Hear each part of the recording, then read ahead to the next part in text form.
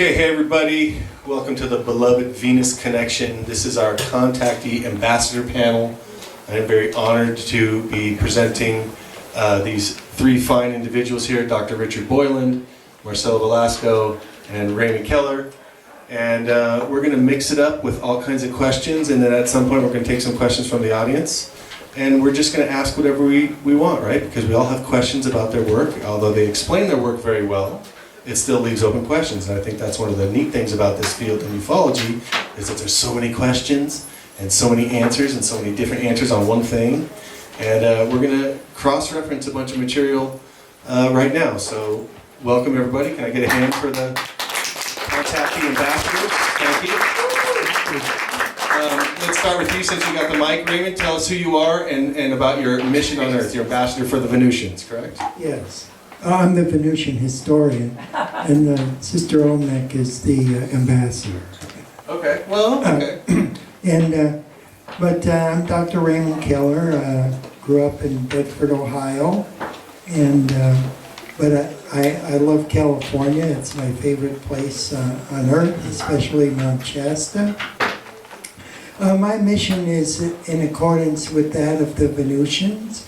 We want to prepare humankind for entry into a greater galactic community, to recognize that we're not alone, that we're part of a greater system, that we have brothers and sisters on other planets, and to do that, to promote the unification of humankind. The second objective is to promote the advancement of knowledge in all spheres of endeavor. And the third is to help develop the powers that are latent within us. Our brothers and sisters of other planets have developed many powers, clairsentience, clairaudience, extrasensory perception, telekinesis, the list goes on and on. And we're in the process of cosmic involvement. And it's not that we can't do these things, but it's like muscles that we don't use. And, we got to exercise those powers, and we'll be able to do that too. This will help us in our membership as the 602nd planet in the Galactic Confederation of Light, comprising 51 solar systems in this galactic arm of the galaxy. So Godspeed today. Beautiful. Okay, Marcela Velasco. Yes, my name is Marcela Velasco. I'm from Cusco, Peru. I dedicate my life to ET contact, especially with light beings from Andromeda, from the blue sun of Andromeda. One of my missions is to teach people about the spiritual side of contact, because they go together. I talk about the heart frequency and how the heart becomes the way to make contact also. I also teach people to be aware about the different types of contact when you do it through your heart, not through your mind. I travel all over the world to open portals, to make contact, to bring down different light codes, and to help raise the frequency of the planet, to expand consciousness, and to touch hearts. Thank you. Very good. Dr. Richard Boylan. Yes, I'm Dr. Richard Boylan. Very nice to be with you this evening. Thank you. You're all good people. Yeah. And your consciousness is getting massaged here nicely. My mission, we've had several, but one was given to me by Star Nations in 2005, was to be what they call Counselor of Earth. In other words, representative for Earth on the Star Nations Galactic Council. So that's a weighty responsibility. Still waiting for the salary. Mostly at this point in our primitive Earth society, it's the initial spade work of leavening consciousness, of trying to get a general acceptance among humans that we're not the only people in the universe, that not only are there theoretically other races out there, but some of them are in here, literally in this room, and literally on Earth. And as I did in my earlier presentation, there's 27 races that have kind of made a pet project of planet Earth, and we're the better for that. In present day, the work is mainly trying to undo the government cover-up, and that confusion is deliberately sown in the minds of people. They're taught to not believe that there is anything beyond Earth, and to make fun of anything suggesting that. So we have our work cut out for us, and it kills me that my taxes go to organizations that spend all day figuring how to keep the UFO cover-up going. Yeah, right. So I do that online and in talks and other ways, and encourage you to do the same, and do not be discouraged, because I think little by little we're nibbling away at the great lie until it is no more. You will notice that one of the most advanced segments of our society is the cartoonists. All over the papers, and for decades now, gratuitously a UFO will appear in a cartoon panel, and nobody says, ain't no such thing, you know. But that's just one sector that's kind of in our favor, but we've got a lot of work to do. But we have help coming, not only insurrectionists from the inside, good people on Earth who are willing to stand up to government lies and go public about it, but our star folks who are more and more being bold enough to show themselves, and there'll be more of that. And when we start getting people on TV, you know, interview a star person on a talk show or other contacts, people are going to have to say, well, they're here, damn it, now what?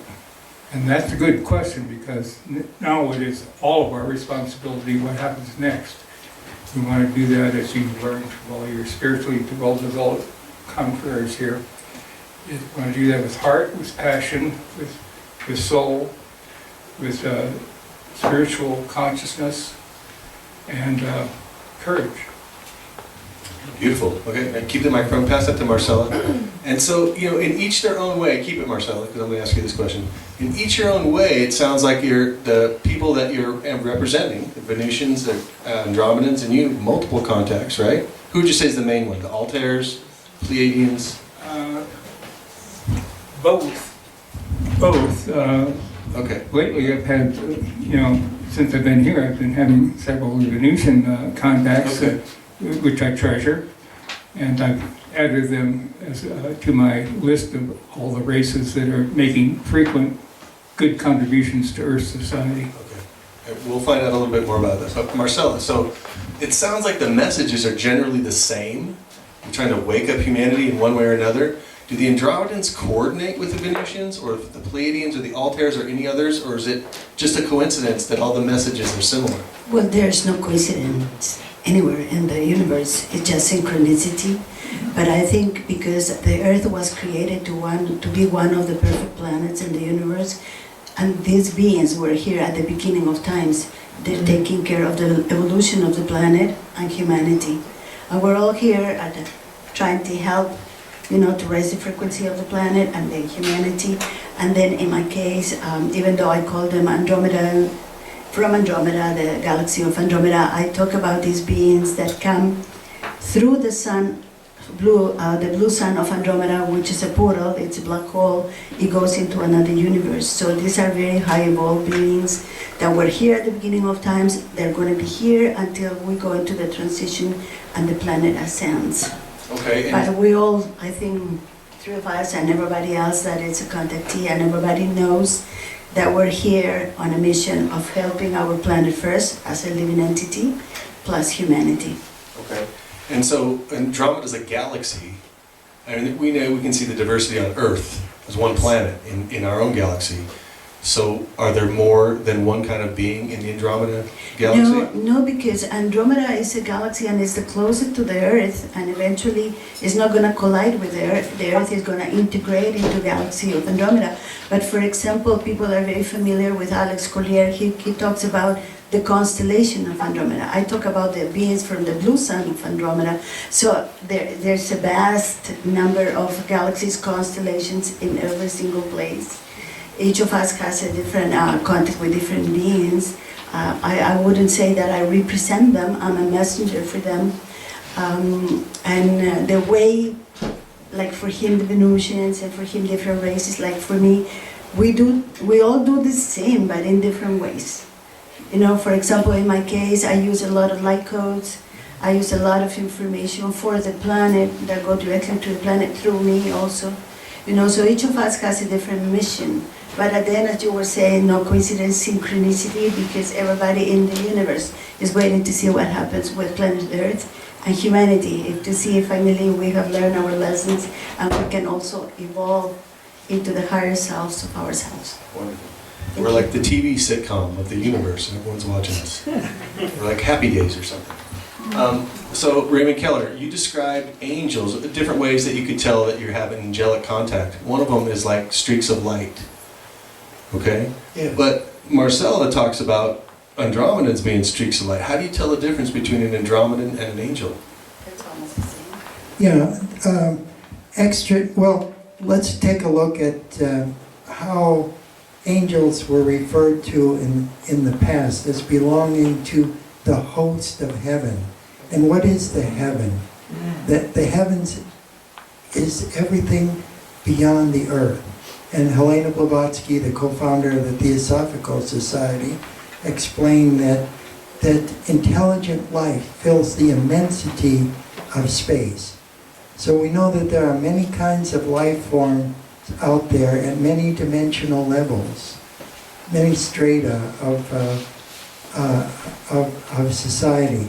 We know that once upon a time there was a war in the heavens, where 2/3 of the heavenly host remained loyal to the plan of God, and another third went into a fallen state.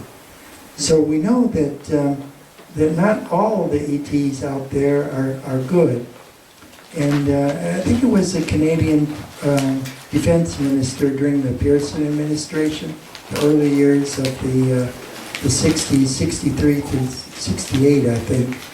And he worked as the liaison with North Atlantic Treaty Organization and everything. And he said that the American government, the astronauts, they know about the existence of extraterrestrials, and that there were many of them living right here on Earth, living and working among us. The same thing that George Adamski, Howard Menger, and all these other contactees had explained.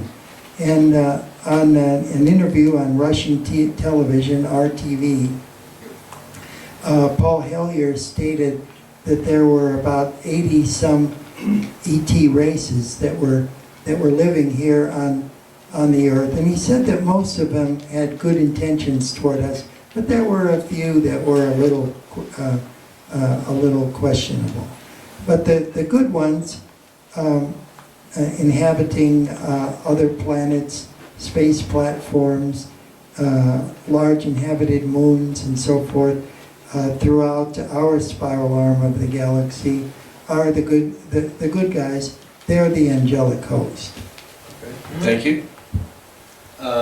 Okay, so information has been kept from us on a number of levels, and it's because of people like you and others that are bringing this information forward. But I think one of the biggest, besides the U.S. government, maybe one of the biggest harbingers of hiding information is the Vatican.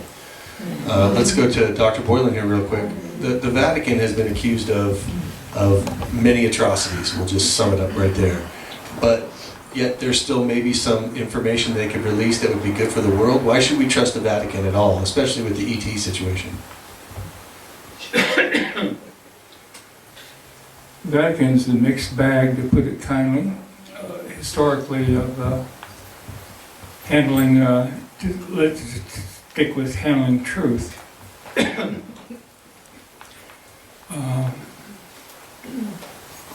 The religious product from the Vatican has been dumbed down over the centuries, but it has recently been subject to some reform. most notably under Pope Francis and now under Pope Leo, where there is an acknowledgement that there are other intelligent races out there, and they're also God's children.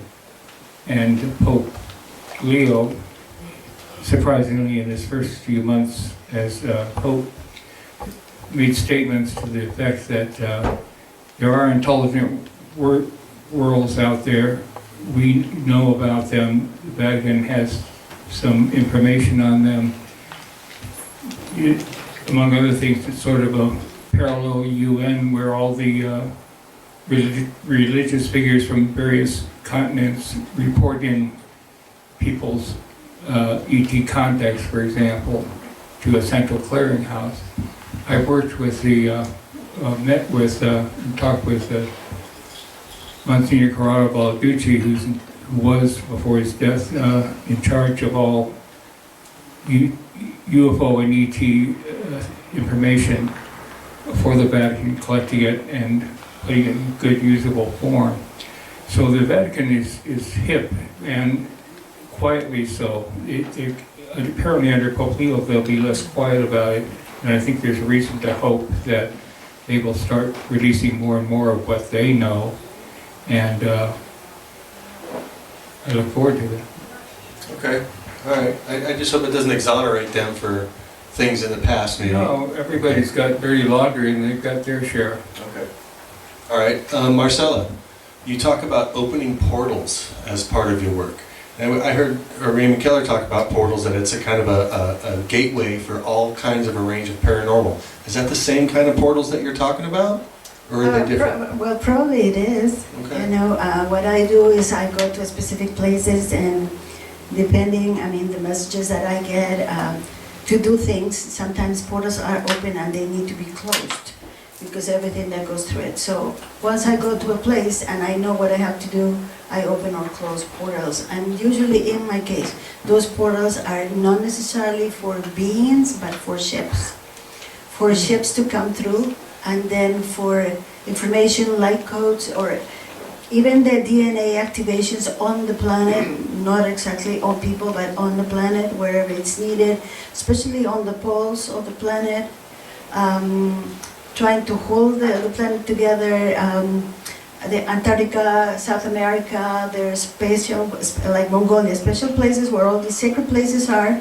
They're probably portals have been opened millions of times, but because there's new light codes and there's new energy coming from the cosmos, they need to be reactivated. That's what I do. Okay, can you just briefly describe how you would activate a portal? Well, I travel to different locations, and usually once I'm there, feeling the energy of the place. So, and then I don't know if you heard me this morning saying that I always work first with the underground world, the extraterrestrial world. So I ask permission first from them to be able to be on their land. I know what I have to do. So sometimes the portals go from here to there, where there are beings that need to go back. And the other ones are the ones that the energy is coming from the cosmos down to the center of the earth, to the heart of the earth. So it's either light, as I said, ships, but for that I have to raise certain type of frequency to be able to hold that energy in my body to transfer it to the planet. You know, I use my hands when I work.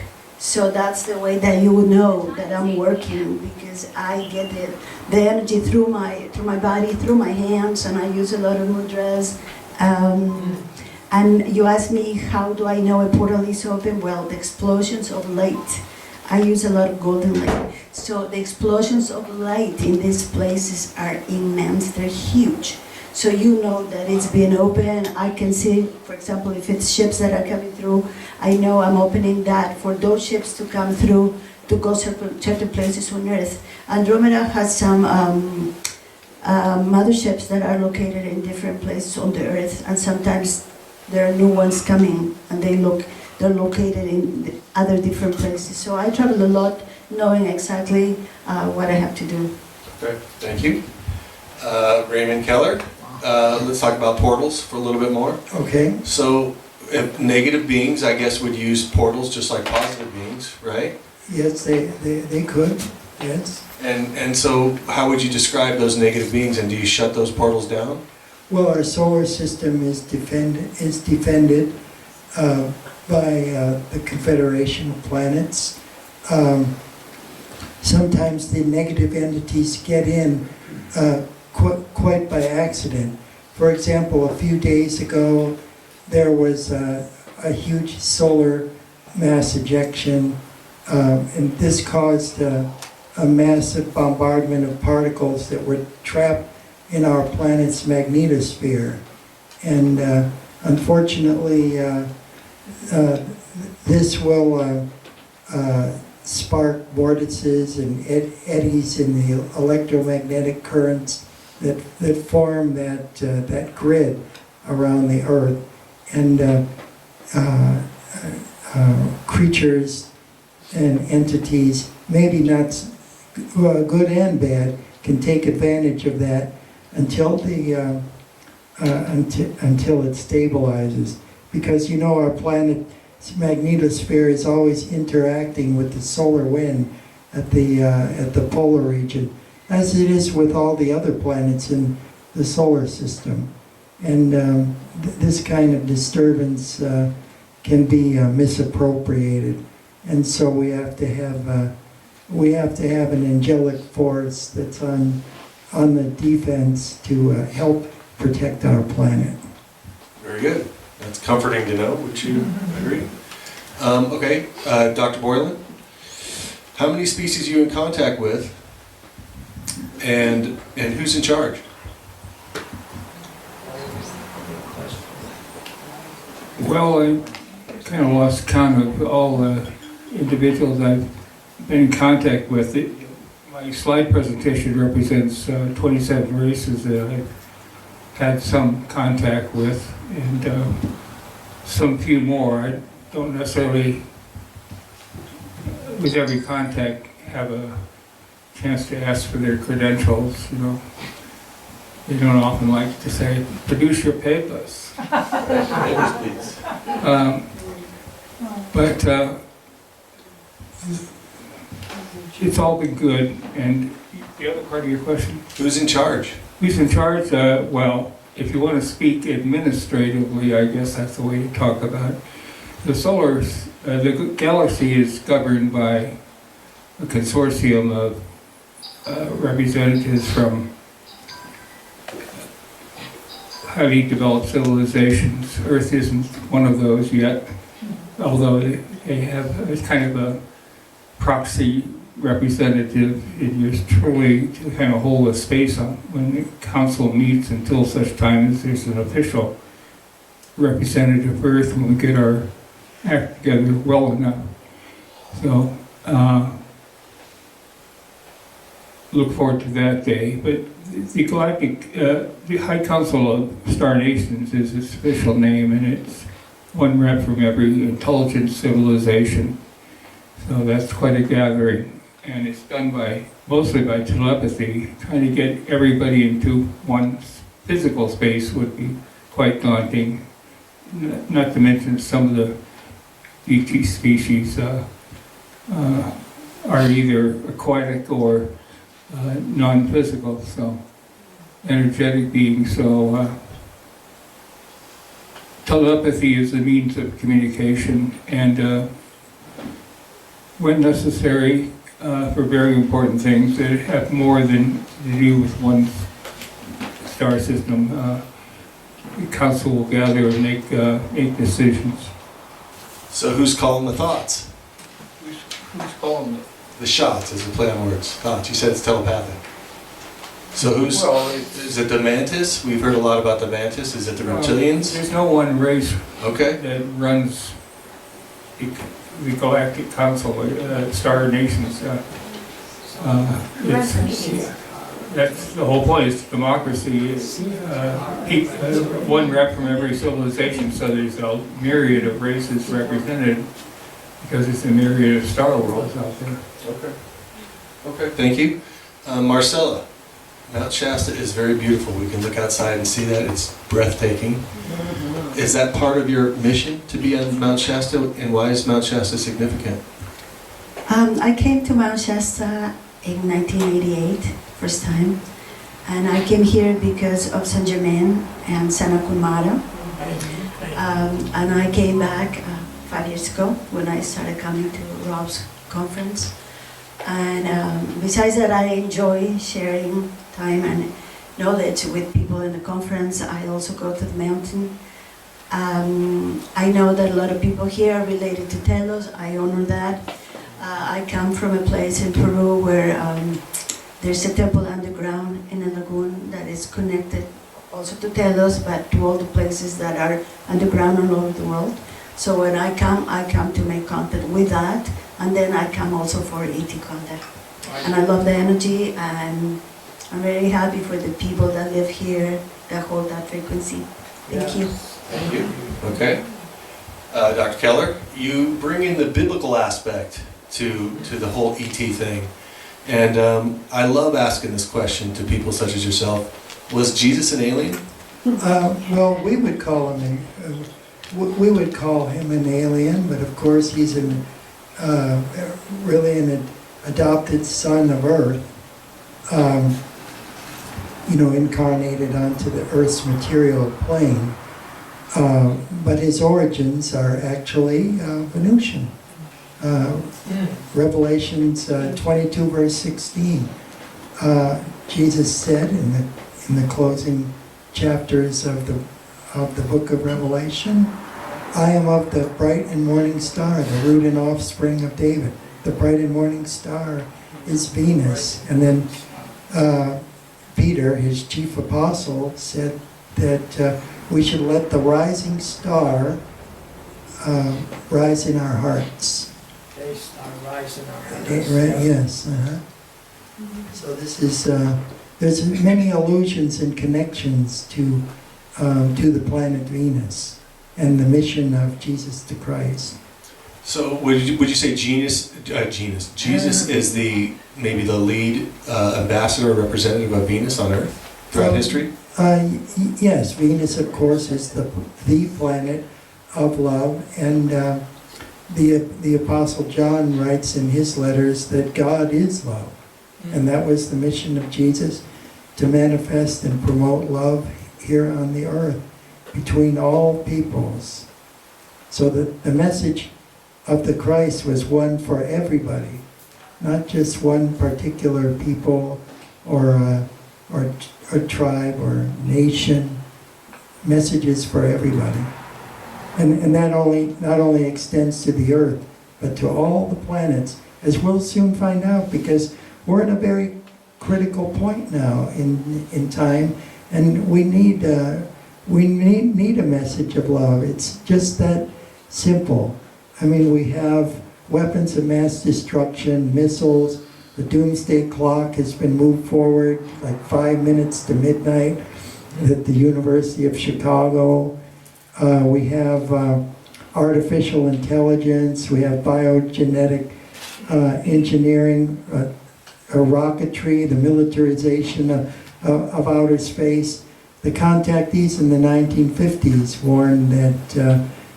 warned us about atomic weapons and then nuclear weapons, but these dangers have mounted, and they're all coming to a critical junction point.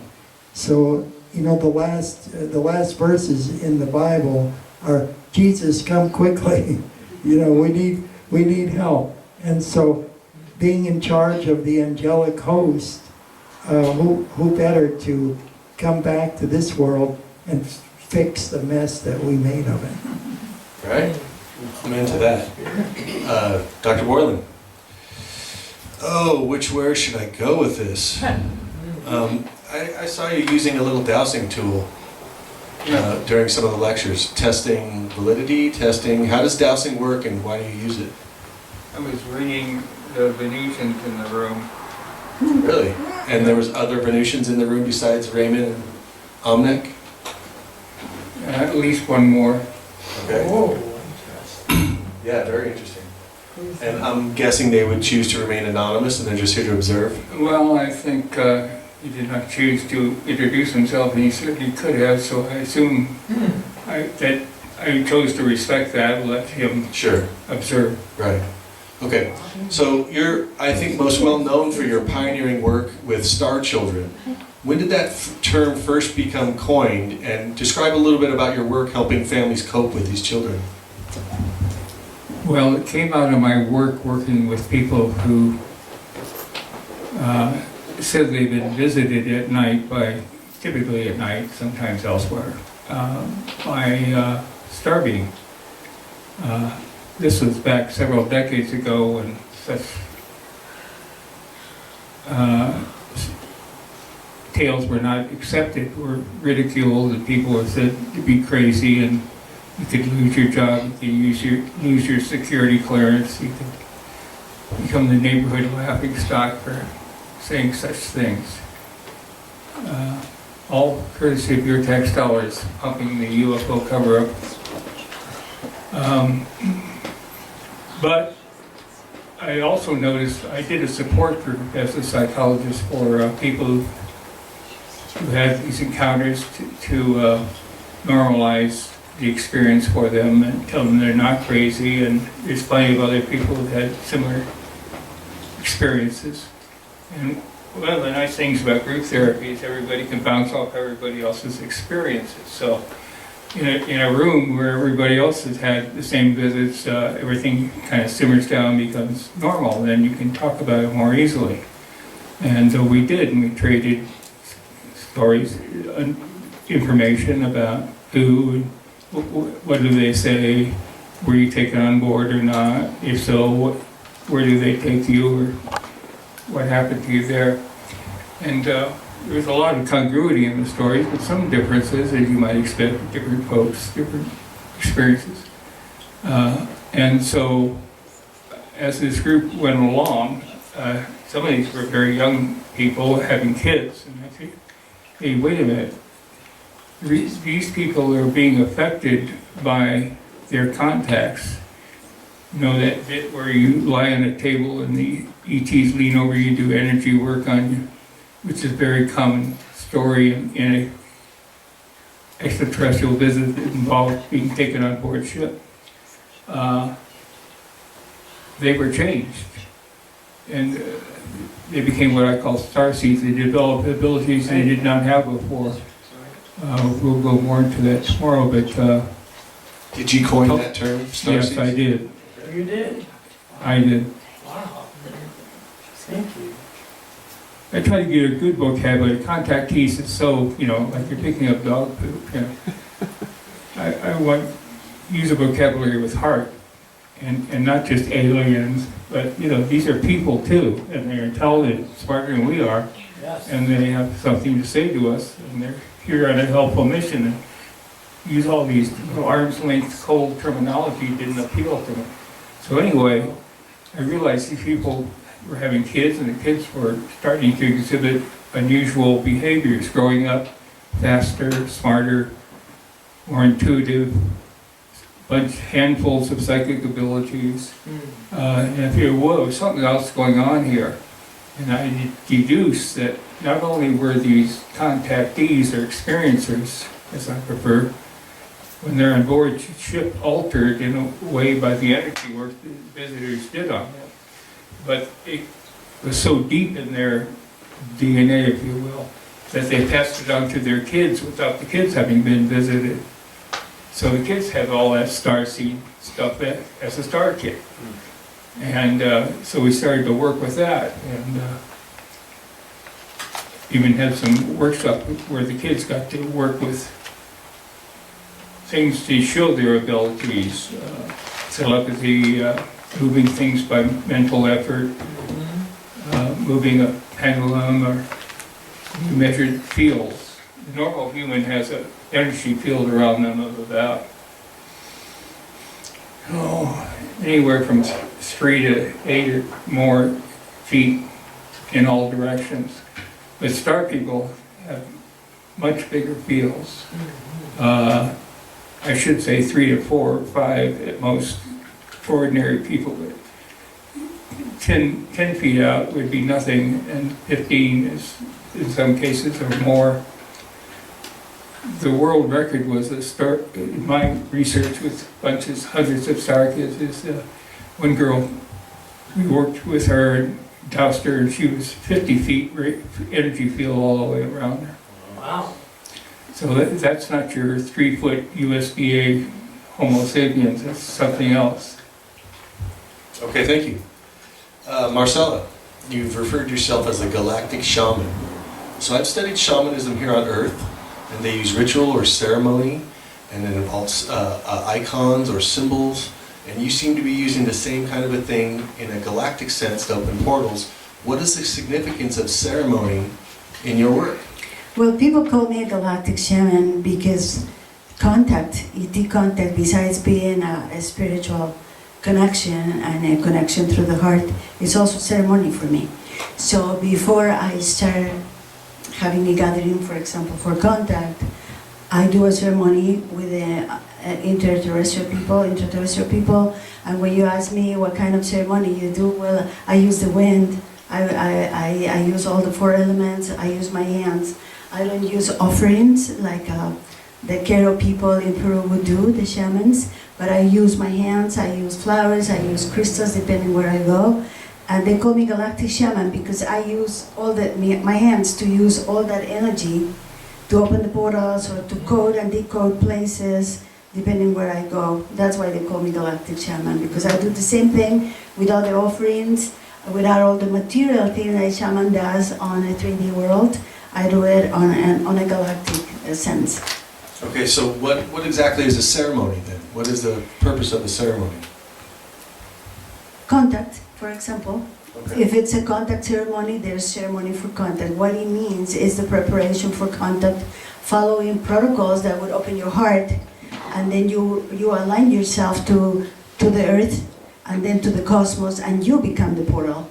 And that's the way you make contact. But once it's filtered through your heart, as I was saying this morning, with no emotions, because that's what it's needed, the balance to be grounded completely, because emotions sometimes create a lot of expectations that they are not needed. So you just need to be completely balanced and grounded for that, and that's a ceremony for me. If we're talking about, for example, a ceremony of offering to Mother Earth, like the Peruvian shamans do, I do the same thing. So I would use flowers, I would use water, I would use crystals instead of stone or rocks or seashells. So that I'll use crystals, and they're on the earth, and those are offerings to Mother Earth, for example. If they're dedicated to the wind, I'll use my hands to move the wind, because usually if you do a ceremony, you can feel the wind come in. You know, it's a swirl. It goes in a spiral, so I use that energy for whatever I'm doing at the moment.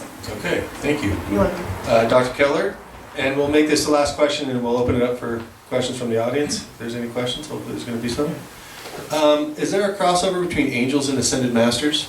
Yes, there is, and it's that every planet exists at various levels. There are actually in our solar system, for example, there are 60 planets, and there are only 12 of them that are in the visible spectrum, and 48 of them are unseen. And this was revealed by some of the earlier contactees, like Mead Lane of Borderland Sciences Research Association, and he covered the appearance of the Merkabas and the motherships over San Diego in 1946, and George Adamski also witnessed that, along with thousands of people in Southern California. So that there are celestial beings operative on many levels. The ascended masters have achieved a state of awareness through a gnosis, through a study, through schooling and mentorship by other masters. I guess you could say it's kind of like the Masons. To be one, you got to know one. So, Interesting analogy. So as a student of the as a student myself of the mystic arts, you know, I could tell you that they have reached a high level of spiritual maturity and ascendancy, and they're in a state of cosmic evolution, as we all are, and as the ascended masters, once upon a time, they were just like us. They had a normal physical life, but through study and works of kindness and outreach and helping their fellow beings, that's how they got to the point that they're at. Let's take a look at one of them, Lord Dismas. He was the good thief on the cross with Jesus, and his kind words merited him immediate entrance into paradise with Jesus. So sometimes, you know, you think that it's a big task, it's a really hard thing, but sometimes just a simple act of kindness and helpfulness can gain you life, both eternal and abundant. Okay, wonderful. Both angels or ascended masters are in service to humanity in various ways, so I thought I'd see if I could get you to clarify. So, In essence, their mission is one and the same, and their powers are equal. very good. Okay, any questions from the audience? Yes, sir. Would you like the microphone? No, I don't need it. Okay. This is to the whole panel. So, you know, with these little, I would call them micro reveals, like Men in Black and the Guardians of the Galaxy and all this kind of crap that comes from, you know, Hollywood. When and if do you see the big reveal? And what would it look like? So that, you know, so that humanity doesn't listen to the bullshit that all of the, you know, the military-industrial complex hides from everyone, and so that people go, oh yeah, I guess those things in the sky actually are real, and that these beings are actually walking among us to help us. So, anyway. Oh, right, sir. Well, I see disclosure taking place at 3 levels. The slowest level of disclosure is coming from the government. Back in January 16th of 1948, when the results of Project Saucer or Project Sign, the research into UFOs that preceded Blue Book, issued their report.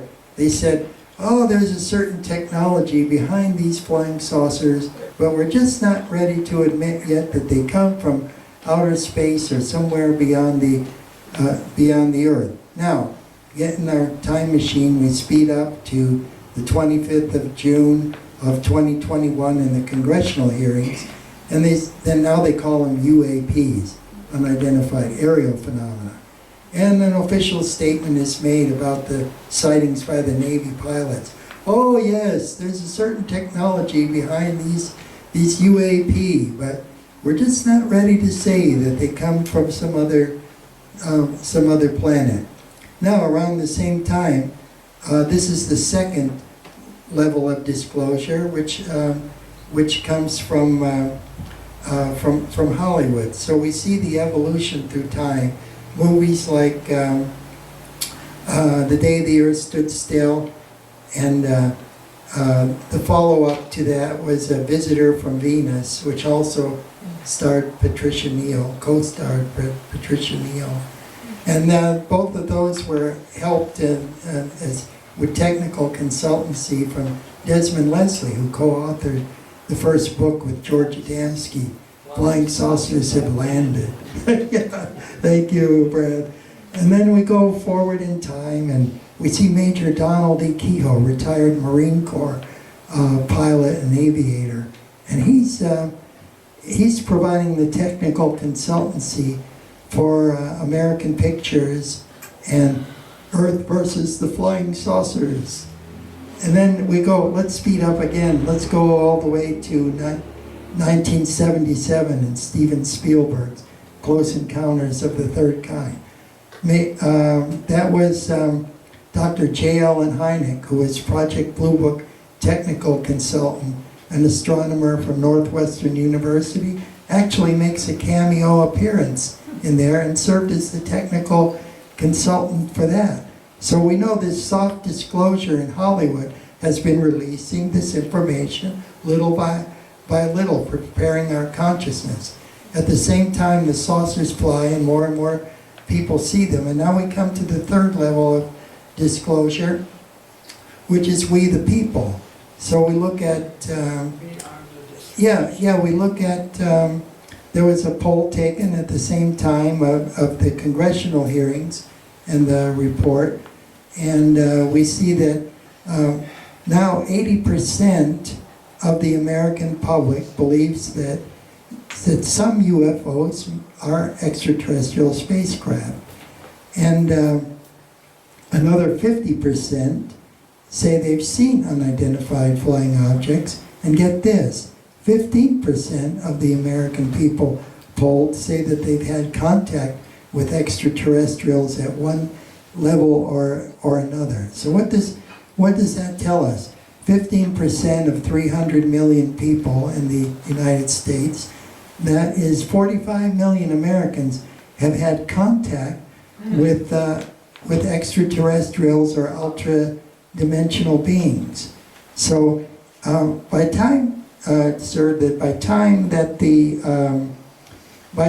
the official disclosure is made, it won't even be necessary. It'll just be an afterthought, because we the people have experienced the contact with our brothers and sisters of other planets. Beautiful. Marcela, do you care to comment on that? Well, no, because I don't know much about the government programs in the U.S. Sounds smart. Smart position.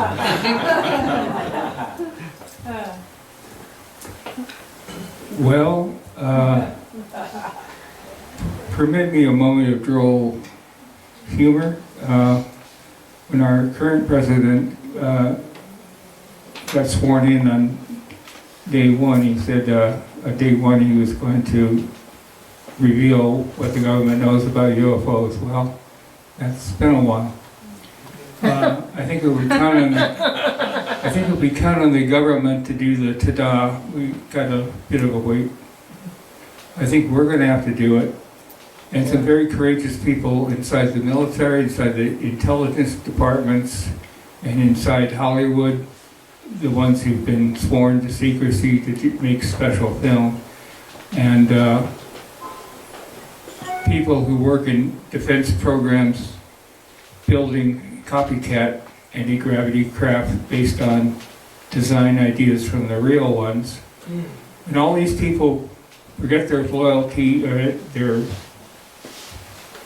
their oaths of silence, and take the chance and go to the mics. And I suggest that they damn well better do it united, or they'll be picked off like clay pigeons. But when they get the courage to do that, even that won't be enough, because there has to be a receptive public.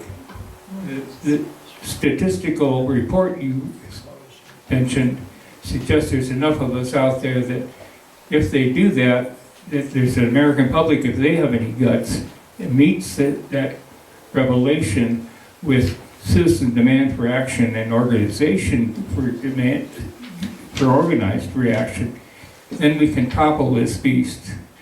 That could happen this year. I hope it does. Beautiful. So I think if this is a spiritual situation for humanity, this is a perfect test for us to own our power and stand up and demand the answers. I think that works out perfectly. Email question, yes. So what level, so I'm just looking at this from the perspective of, we have many Americans, 98% of Americans grow up in dysfunctional homes. When I say dysfunction, I'm looking at the ACE study. So any level of dysfunction, from abandonment, physical abuse, sexual, any form of abuse. So if 98% of Americans have grown up in dysfunctional homes with abuse, what level of healing is required for them to openly accept and be like, this is a thing, let's step on it and do this? Who wants to tackle that one? You've been voted in. Okay. I'll give it my best shot. Well, Lady Columba she was a secretary to Truman Bethlehem, and lived out at Joshua Tree, and had her own experiences with extraterrestrials. And she was taken to the other planets to see how they live, how they have families, they live in peace and harmony, how they encourage and nurture their children, how they're like an example, their teaching pedagogy. Well, let's look at our schools. The teaching pedagogy is worthless. Yeah. You have you just have all this meaningless stuff. And the master teacher Jesus, he taught that to be a good teacher, you just have to have a love for the subject and a love for the student. But where did all that go? So now the kids are growing up. They're going to school in like factories and like a time clock, and they're bored to death. Their brains are numbed with smartphones or dumb phones, and they're a lost generation. You say that you look back to the 50s. They talked about the beatniks, and the 60s the hippies as being a lost generation. This is the lost generation. At least those other ones talk to each other. And so Lady Columba made it a point to research this, to find out what the extraterrestrials were doing, how they got it right, so that she could bring that knowledge and that gnosis back here to Earth to help the population here. And in her writings, she talks about juvenile delinquency, and so does Dr. Frankie Stranges. The one who introduced Valiant Thor to the world. He was an Assembly of God minister, and he talked about learning from the extraterrestrials so that we could reach our children, because they're the future, and we have to get them positively engaged in a good work. And that's all I can think about to say to that question. Okay, very good. Did we have one more question? Yes, sir. Question for Boylan. For Dr. Boylan. Two questions. Has Jesus returned? And so will the blonde devil not come back and give the government a follow-up warning? What's the second part of that again? Say that again. Will the blonde devil not come back and give the government a follow-up warning? The blonde devil. Did Jesus return? Yeah. And will the blonde devil give a final warning? Like a follow-up warning? A follow-up warning? Yeah, about the war? Before Jesus drops the hammer or something? No, the one that visited Trump? The one that visited Trump. Yeah, and gave a warning about the war? Are you familiar with what he's talking about? Well, I know, I have a photo of Yeah. Will he do that? a blonde devil. My God, he's a Pleiadian messenger. And you're referring to Trump? The one that was in your talk. No, the one. Yeah. Who are you referring to? Several presidents have had extraterrestrials jawbone them face to face and give them words. And I have a photo, which is on my website if anybody cares to see it. We showed it up here during the slide presentation. In the Oval Office, this Pleiadian blonde guy and Trump jawboning about that far apart. And I know what Ixurorek, which is his name, Pleiadian, very handsome fellow, wanted Trump to, among other things, stop the UFO cover-up and get real with the people about what the truth is. I want to respect the gentleman's first question about, is Jesus coming back? Yes, and he's got company. Has he came back? Has he? Not publicly. My information, he's on planet Earth along with Buddha, Krishna, and his mother Mary, and they're going to go public in due course. They have to create an opportunity to do that, where there'll be credibility, because some of them are Altarians and they look perfectly human, but Krishna, for example, has bluish skin, so that's a giveaway. And Buddha, well, he looks, he took on a Tibetan form, but he's an Altarian. If you go on my website, you can see the various races and their pictures of themselves as the various races. So there's not going to be a giant, like a reptoid and a praying mantis folks doing the messaging. The star visitors are being kind to us in kindergarten here and trying to be gentle with the way they bring the message out from the star people. So they're mostly very human-looking folks with at most a complexion problem from our point of view in one case. But they're back and they will figure, I've got some information on that, they'll figure a time to go public, but there has to be a softening up first so that there'll be some acceptance of that. So it will take some key figures on Earth who have credentials both in accepting star visitors and in being religiously respected leaders, joining that effort so that they get listened to and paid attention to. That's a very delicate proposition, so stay tuned. My information is that revealing will occur before this year is out. Wow. In a very, very public way. But I imagine the star visitors being as thorough as they like to tend to be. We'll probably do some opening salvos here and there. It's the message is getting out in a way that soften the beachhead before they do that big ta-da. Okay, Thank you. does that work? Yeah. Okay, last question. I have a question for the intergalactic shaman lady. All right. I have a question. If, what in your opinion, the medicine of the future will look like? And if Andromeda's beings shared with you what the healing temples in Andromeda look like, how do they heal each other?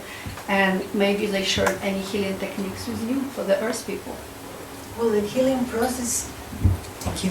Healing process is all based on energy and color and sound. And for these beings or different beings, so for you to know, there's always above every country a ship that is a hospital. So if you know how to be taken up there or how to learn to ask and request their help, because you have to give them authorization so they can work on your bodies, they do that. They take people aboard the ships, and when the government here in the US talks about med beds, that's what it's used. It's usually a bed full of tubes of light that go into 3D bodies we're talking about, right? So it's the color, is the sound. That's how they work on the ships. Crystals? Mostly light, color of light and sound. And then human bodies are healed through that. And then if it requires surgery, they will do that too, because that's the way they help humanity. So there are many ships that are hospitals that are all over the planet, and that's what they do. If you ask me if they have taught me something, that's what I learned. All healing techniques. Energy, I use my hands for that. Because I know there's lots of Filipino people that are doctors, that they're energy doctors, well, something like that. Color and sound. Thank you. Okay, Okay, quick one. We're about to So fall just asleep. curious, do you know what tribe you're from? Well, I don't think there's a tribe, and I really don't think it's important. But because we're here on a mission, you know, I'm connected There's to some the... tribes that it comes through the DNA with the hands. That's why I was asking. Well, actually, I never thought about it as a tribe. If you ask me what's my connection with the galactic world, I'm just going to say that I'm related to these beings from the universe within the blue sun of Andromeda. Okay. I want to say something. Okay, quickly. The Ascended Masters, in my view, are going to have a big role in the disclosure and the coming back of Jesus. It's all connected. It's not, they're working to help people behind the scenes. Is that a question? Not He's really. just... Okay. More like- Let's last question. You got one? Me? Yeah. Oh, no, I'd just like to thank. Okay. Can I Yes. say that these are wondrous beings that Absolutely. happen to be. Do you have a quick question behind right there? Follow up? Oh, Very quick, and then this is the last. yeah, okay. It has to do with the purported star beings that visited the Eisenhower administration, handed them information, and after 1 year of looking at that, they said, this information that you're trying to give us would it would completely collapse our economy. So they didn't accept that. Any idea if that was true and what that was about? Well, yes, there have been books written on that. Dr. Frank Strange has recorded what he learned from talking with Val Thor on that matter. And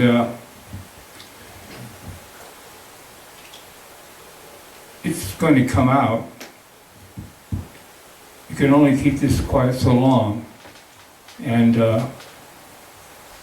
on my website, there's a picture of Val Thor and Vice Commander Don and Officer Jill sitting in the patio near the White House as part of their mission to try and get the government, president, and the Defense Department to straighten out and fly right. And that effort, I assume, will be repeated here because many star visitors have come back for another round. The Pleiadians did a real crash program in the 50s and 60s of visiting people, and the devils within the Defense Department, you know, talked about Space Brothers like it was a bad thing because they seemed so slick and beautiful and blonde, and it seemed like a professional PR job, if you'll pardon the expression, by the star people. Well, different races have come with the same message, and there'll be more this time around. But we got the difficult challenge of both denuclearizing and getting to a more purified spiritual place. These sound like totally unrelated projects, but they are not. They are absolutely related. And our star friends have already mastered synthesizing that, and we welcome and ask for their help and can count on it in this effort, but we need a massive citizen effort. Okay, wonderful. The beloved lady in the front row has the floor. You have something you want to say? Me? Pointing at you. I'd just like to say thank you. This is divine. I feel like I'm in space, grounded, in heaven. I just thank you for sharing. It's, I don't really have any more words except. Right, it's been awesome. Thank you. Let's have a warm round of applause for our contacting ambassadors. Thank you, Dr. Richard Boylan. Thank you, Marcela Velasco. Thank you, Dr. Raymond Keller. Big things to come from humanity, and it's been an honor to share time with you. All right. Thank you, everyone. Go eat. Thank you. Dr. Boylan at 10 o'clock tomorrow morning. Okay, Dr. Boylan at 10 o'clock tomorrow morning. Raymond Keller, you got one tomorrow too? No, I don't. Marcela Velasco's at noon. Yeah, so probably under. You're not sure, but you're at your table if no anywhere else, selling books, I'll be at my table. selling one of your 12 books. Okay. Thank you guys.